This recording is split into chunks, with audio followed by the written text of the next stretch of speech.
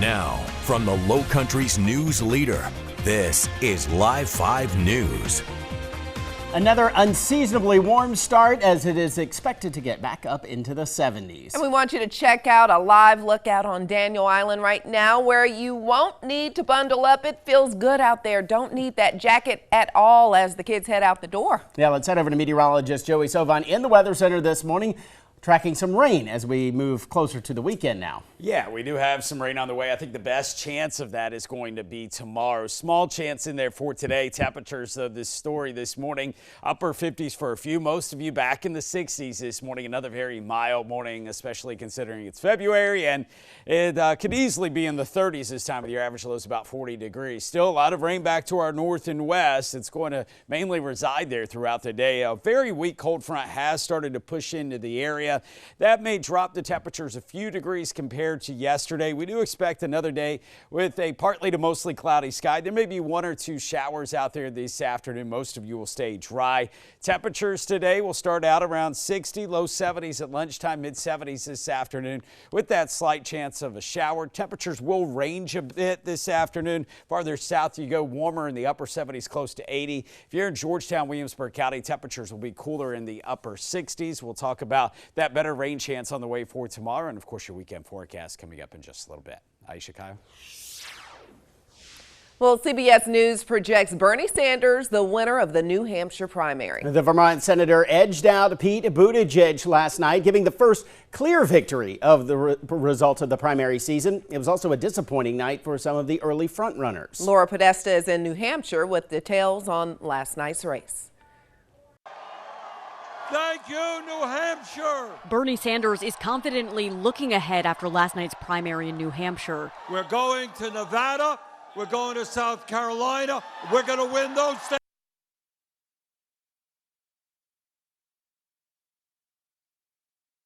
We're going to unite together and defeat the most dangerous president in the modern history of this country. Coming in a close second, former South Bend Mayor Pete Buttigieg. A campaign that some said shouldn't be here at all has shown that we are here to stay. Minnesota Senator Amy Klobuchar took third. She gained momentum in the Granite State after a solid debate performance last week. Hello, America. I'm Amy Klobuchar, and I will beat Donald Trump. New Hampshire delivered some blows. Senator Michael Bennet and Andrew Yang suspended their campaigns. Others are hoping for better results in upcoming races. We're 2 states in. Senator Elizabeth Warren, who came in fourth, warned her fellow candidates not to go negative as pressure to stay alive builds. We win when we come together. Former Vice President Joe Biden finished a disappointing fifth. He left the state early to rally support in South Carolina. Now, where I come from, that's the opening bell, not the closing bell. Good news for Democrats hoping to beat President Trump. Voter turnout was higher than it was in 2016. Laura Podesta, CBS News, Manchester, New Hampshire. And as expected, President Trump coasted to victory in the Republican primary. The Nevada caucuses are next on February 22nd, followed by our primary here in South Carolina on the 29th. And another Democratic candidate is expected to call it quits sometime today. Deval Patrick is expected to decide what to do with his race. The former Massachusetts governor says he and his wife will reflect on this primary's outcome and will make a decision this morning. On the Republican side of the race, the party's national convention is a little more than 6 months away. City leaders in Charlotte, they're already preparing for August. The Charlotte-Mecklenburg police chief says the security plan is almost a carbon copy of what happened in 2012 when the Democratic National Convention was held in the city. Police say there will be more officers at the Charlotte airport, all while multi-million-dollar renovations are underway. The police chief also says no protesters will be arrested unless a law is broken. Vice President Mike Pence will be in South Carolina tomorrow. He's expected at a luncheon in Columbia before traveling here to Charleston for a special dinner. Pence will be honored at the Citadel with the Nathan Hale Patriot Award. It honors national, state, or local officials who embody Nathan Hale, an American soldier during the Revolutionary War. The Patriot Dinner is at the Citadel Holiday Alumni Center on Haygood Avenue. Today, Charleston's Board of Architectural Review is expected to vote on the design of a new 7-story apartment building in downtown Charleston. This 118-unit complex would be located on Meeting Street near Hugie Street. The complex is also being built around a historic 1-story brick building that can't be demolished. Developers will keep that area both modern and historic. Summer Hector will join us live at the top of the hour with more on how long the construction could take. Walterboro police need your help finding a man wanted for robbing a bank inside a Walmart. Police say the man you see in the picture we're about to show you right there robbed the Wood Forest Bank inside that store off of Bells Highway. That happened just before 9:30 yesterday morning. Now they believe he's in a dark colored Volvo with a missing hubcap on the rear passenger side. Anyone with information is asked to call Walterboro Police. That number is listed on your screen. Charleston County deputies and U.S. Marshals have arrested a 19-year-old in connection to a deadly shooting in October. Markel Myers has been charged with murder and possession of a firearm during a violent crime. He was booked in jail yesterday. He's being held without a bond. October 22nd, 22-year-old Clifford Harrison Jr. was found shot on Hitching Post Road in West Ashley. He was taken to the hospital where he later died. Up next, Paula Tristan Arruda has the latest as the Charleston City Council defers a vote on a proposal to fix a dangerous intersection. And possible cases of coronavirus are getting closer to South Carolina as hundreds of people are now being monitored in one of our neighboring states. Now, your first alert forecast from Live 5 News. Welcome back. Wednesday morning here, the time 4:40. I'm meteorologist Joey Sovine, and we are looking live in downtown Charleston here on a morning where we're starting out with a few clouds and mild temperatures once again. 61 degrees in the Holy City, light wind out of the southwest. Shouldn't be as breezy today as yesterday. 61 out on Sullivan's Island. Downtown Charleston, you're waking up to 60, 62 hand-to-hand. Over towards Daniel Island, back over to North Charleston, West Ashley out to Johns Island at 59 degrees. So pretty mild morning. Average lows about 40. We're at 63 and King Street 63 amongst corners of the unseasonably warm weather. Yes, continues again today. It may not be quite as warm as yesterday. Got up to about 80 degrees. In fact, set a new record high at the airport at 80 degrees.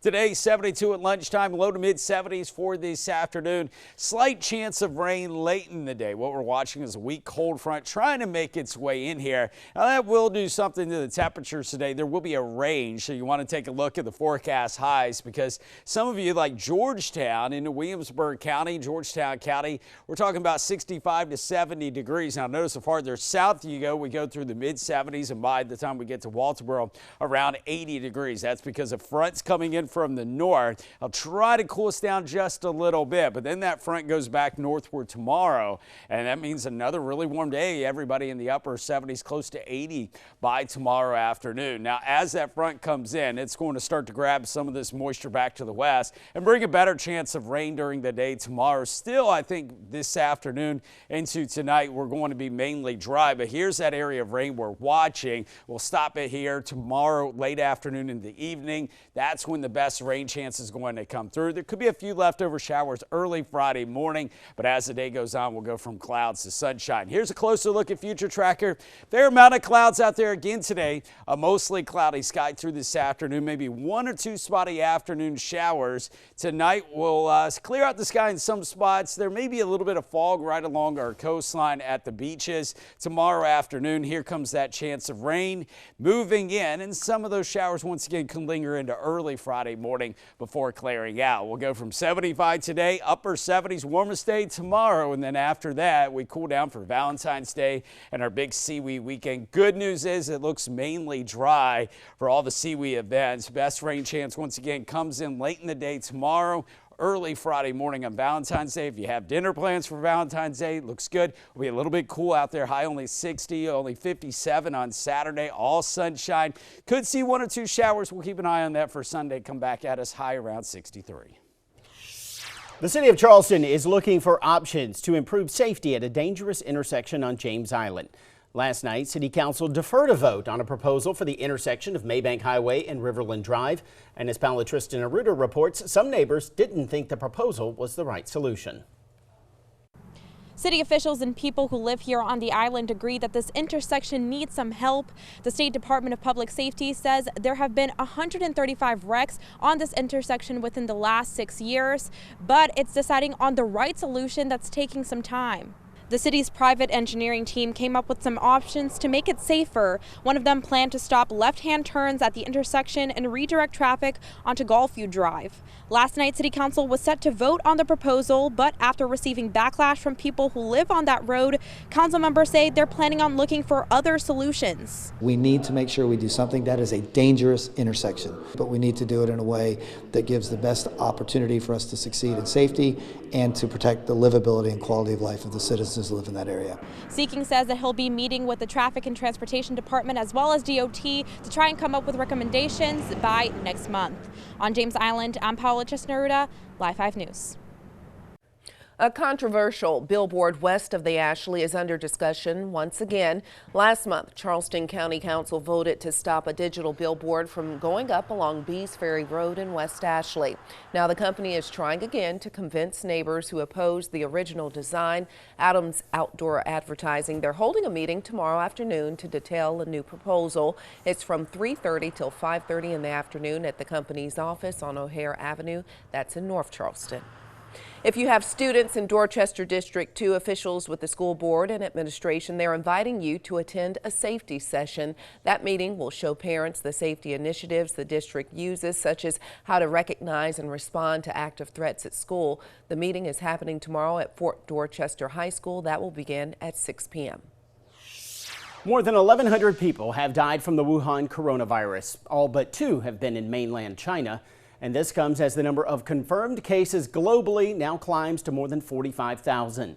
Only 13 of those cases, though, have been reported in the U.S., none of them here in the Southeast. However, Georgia's Department of Health confirms about 200 people in our neighbor to the west are currently self-monitoring at home for symptoms of the illness. The department says those people recently returned from China, but with no known high-risk exposure.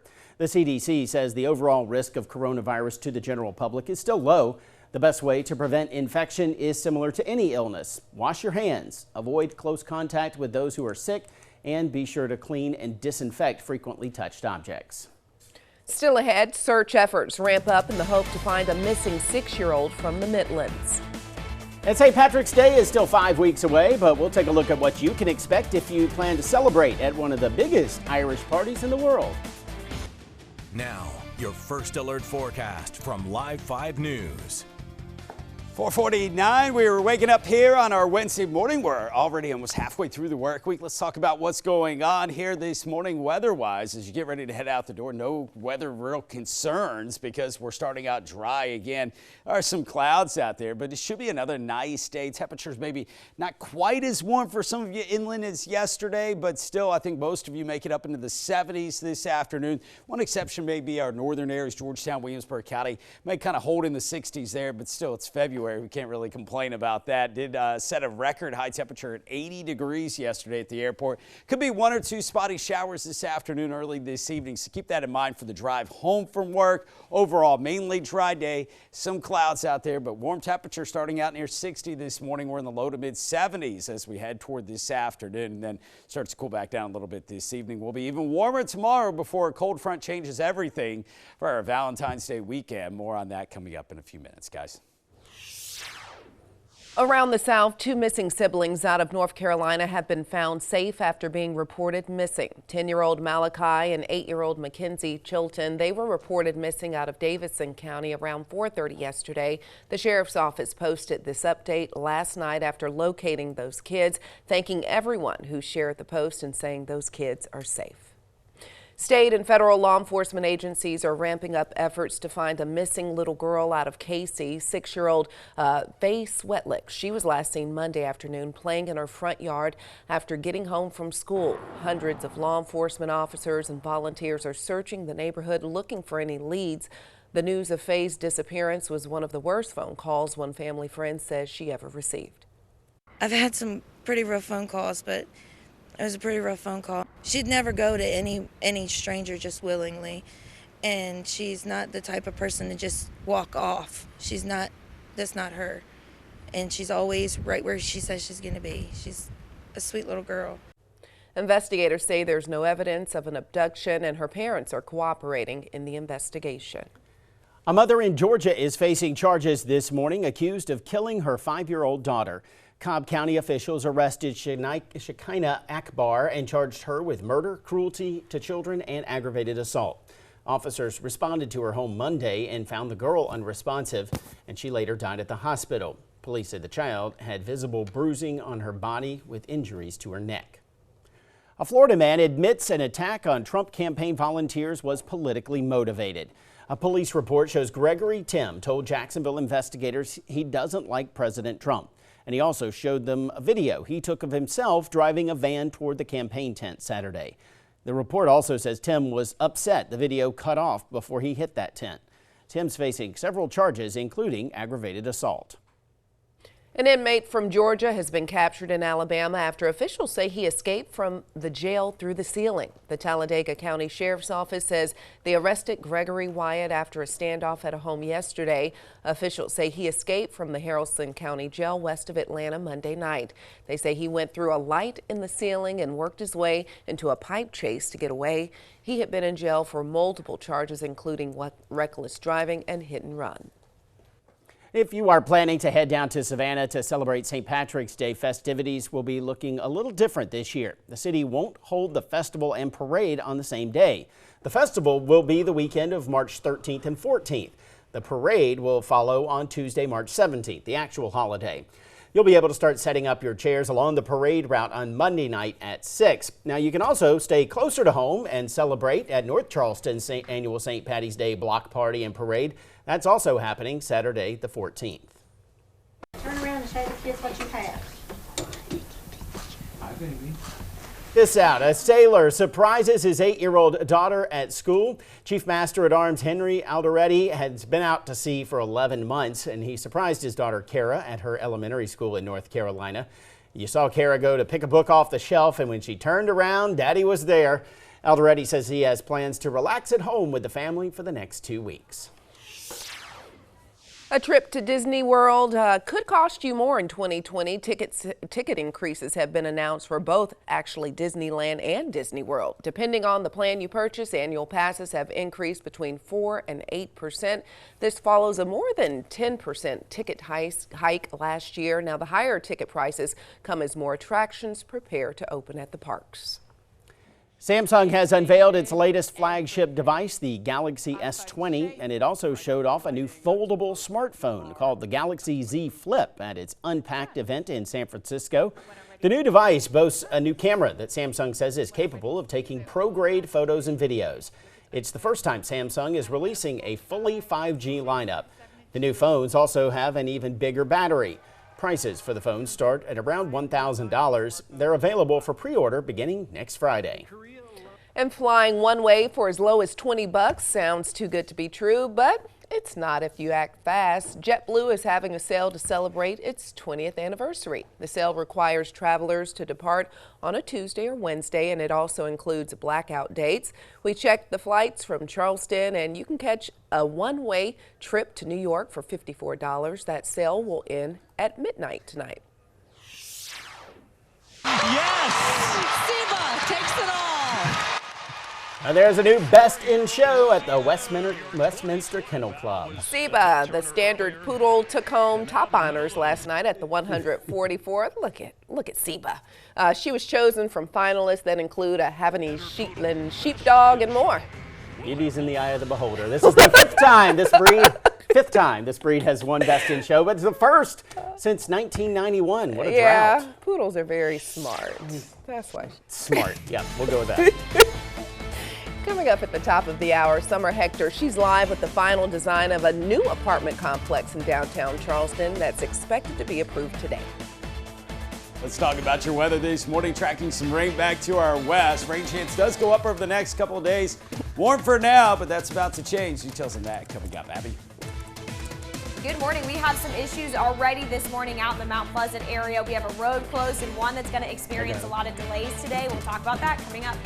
And Michael Higdon will join us with a look at how the Charleston Animal Society is holding a major training event this week to better inform law enforcement on animal abuse.